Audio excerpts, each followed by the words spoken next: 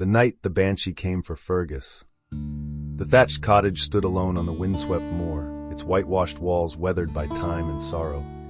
Inside, a boy named Fergus lay sick in his bed, his skin clammy, his breath weak. His mother sat beside him, dabbing his forehead with a cool cloth, whispering soft prayers to the Virgin. The fire in the hearth burned low, casting long, flickering shadows that danced across the walls.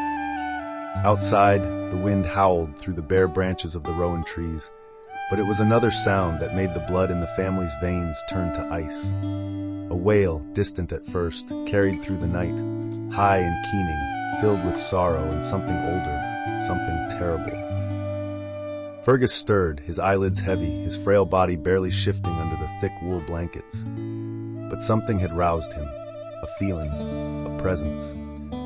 With effort, he turned his head towards the window, the frost-rimed glass rattling softly in its frame. And then he saw her. Sitting on the low stone wall that lined the cottage was an old woman, her body draped in tattered gray rags. Her long silver hair hung wild around her withered face, tangled and unkempt. In her gnarled hands she held a comb, slowly dragging it through the strands as she wept. Her bony fingers trembled with every stroke, the comb snagging on unseen knots, and with each pull came a fresh sob, long and pitiful cry. Then she looked up directly at Fergus. Her eyes, hollow and black, locked onto Fergus through the glass. A slow, knowing sneer twisted her ancient face, deepening the hundreds of wrinkles that creased her skin. Her lips parted, revealing teeth like rotting pebbles. Slowly, her hand lifted, her long, blackened nail stretching outwards, pointing directly at him. Fergus gasped, his breath hitching in his chest. He tried to call out, to tell his mother, but his voice failed him. The banshee's wail rose again, louder this time, piercing the night with its dreadful lament. His mother's head snapped up, her face draining of color.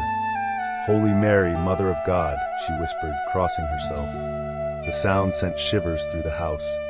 The flames in the hearth flickered violently, then dimmed, as if the very light was afraid to shine in her presence. The wind battered the walls, but the wail did not fade. It grew stronger, reverberating through the stones, making the very foundation tremble.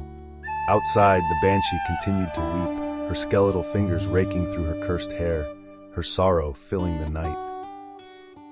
Fergus's breath came in short gasps. His mother gripped his hand tightly, her own trembling.